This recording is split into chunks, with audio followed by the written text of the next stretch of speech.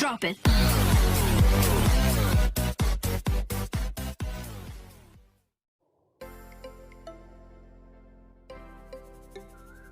Hi guys, welcome back to my channel. അപ്പോൾ ഇന്ന് നമ്മളൊരു ഡോട്ടാർട്ട് വീഡിയോ ആണ്. അപ്പോൾ മുമ്പ് ഒരു ഡോട്ടാർട്ടിൻ്റെ ഒരു വീഡിയോ ഇട്ടിരുന്നു. അതും ഇൻഫിനിറ്റി ഡിസൈനിൽ നിന്ന് എങ്ങനെ ചെയ്യാമെന്നായിരുന്നു ഇട്ടിരുന്നത്.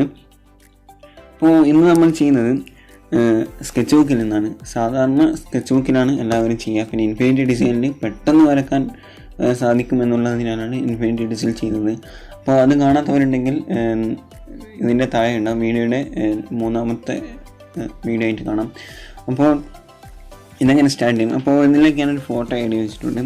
അപ്പോൾ ഹൈഡ് ചെയ്ത് വെച്ചതാണ്. ഓക്കെ, അപ്പോൾ ഒരു ഫോട്ടോ ആഡ് ചെയ്തിട്ടുണ്ട്. അപ്പോൾ ഇനി ഇങ്ങനെ ചെയ്ത് തുടങ്ങാമെന്നുള്ള നോക്കാം. അതിന് മുമ്പേ നമുക്ക് ബ്രഷുകൾ പരിചയപ്പെടാം. ഏതാണ് ഇതിന് യൂസ് ചെയ്യുന്ന ബ്രഷ് എന്ന് വെച്ചാൽ, ഇപ്പോൾ ഡോട്ടാർട്ടിന് മെയിനായിട്ട് യൂസ് ചെയ്യുന്നത് ഒന്നിക്ക ഫൗണ്ടൈൻ പെന്നും ഒന്നിക്ക ടെക്നിക്കൽ പെന്നുമാണ്.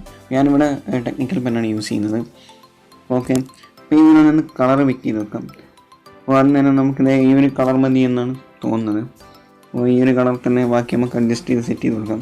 അപ്പോൾ ചെയ്യേണ്ട മെത്തേഡുകൾ ഞാൻ എങ്ങനെയാണെന്ന് വെച്ചാൽ പറഞ്ഞുതരാം ഈ ഒരു ട്യൂട്ടോറിയലിലൂടെ. ഓക്കെ, ബ്രഷ് സെലക്ട് ചെയ്തു, പിന്നെ കളറ്.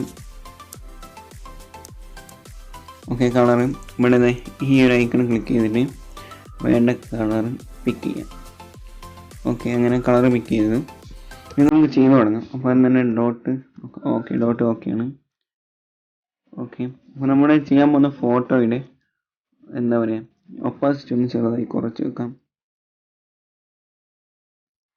ഓക്കെ, ഇതിൻ്റെ ബാക്ക്ഗ്രൗണ്ട് ബ്ലാക്ക് കളറാക്കി കൊടുക്കാനാണ്. അപ്പോൾ ബാക്ക്ഗ്രൗണ്ട് ലെയർ സെക്ഷനിൽ ബ്ലാക്ക് ആയി കൊടുക്കാം. ഓക്കെ, നമ്മൾ ഡോട്ടാർട്ട് സ്റ്റാർട്ട് ചെയ്യണം. അപ്പോൾ അതിനായിട്ട് ബ്രഷിലേക്ക് വരികയാണ്. അതിനുശേഷം ഇതിൻ്റെ ഒപ്പാസിറ്റി ഒന്ന് അഡ്ജസ്റ്റ് ചെയ്ത് കൊടുക്കുകയാണ്. അത്യാവശ്യം അഡ്ജസ്റ്റ് ചെയ്ത് വെച്ചു. എന്നിട്ട് സൂം ചെയ്തു, പിക്ചർ സൂം ചെയ്തു. എന്നിട്ട് ആവശ്യമായ സൈസ് ഇവിടെ ഇങ്ങനെ നീക്കുമ്പോൾ നമുക്ക് സൈസ് കാണാൻ സാധിക്കും. സൈസ് അഡ്ജസ്റ്റ് ചെയ്തു. എന്നിട്ട് ഈ ഫോട്ടോയുടെ ലെയറിൽ ക്ലിക്ക് ചെയ്യരുത്, പുതിയൊരു ലെയറിൽ തന്നെ ചെയ്യണം. എന്നിട്ട് ഇതേപോലെ ഡോട്ട് ഇട്ട് കൊടുക്കാം.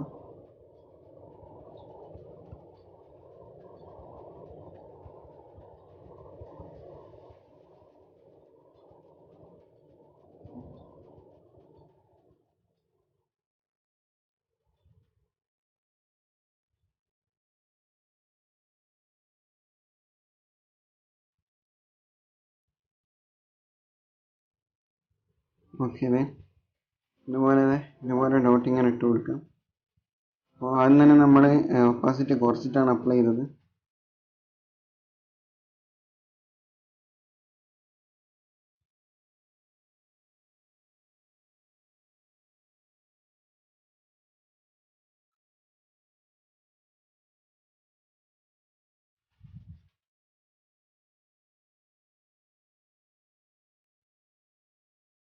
ഓക്കെ, ഈ ഒരു മെത്തേഡ് ഇങ്ങനെ ചെയ്യുക.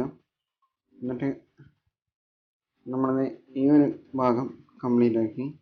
ഇനി നമുക്ക് ചെയ്ത ഭാഗം നമുക്ക് ഇങ്ങനെയാണ് ഇപ്പോൾ ചെയ്തിട്ടുള്ളത്. ഇനി നമുക്കിതിൻ്റെ ഒപ്പാസിറ്റി ഒന്ന് കുറച്ച് കൂട്ടാം. 70 ഒക്കെ എടുത്തു. എന്നിട്ട് വീണ്ടും അപ്ലൈ ചെയ്യാണ്. അതിൽ തന്നെ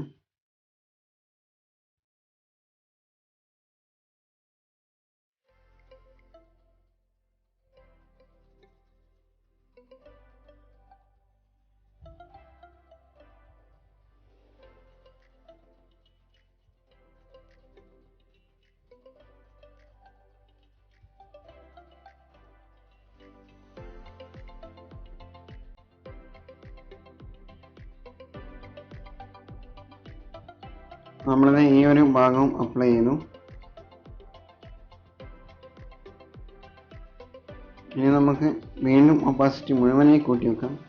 എന്നിട്ട് വീണ്ടും അപ്ലൈ ചെയ്യാം.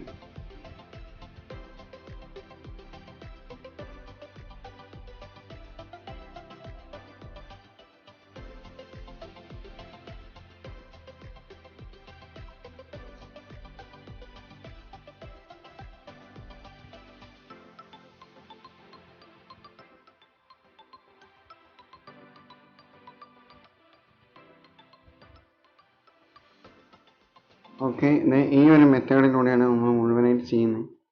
ഇതിങ്ങനെ ചെയ്ത് കൊടുക്കുകയാണ്.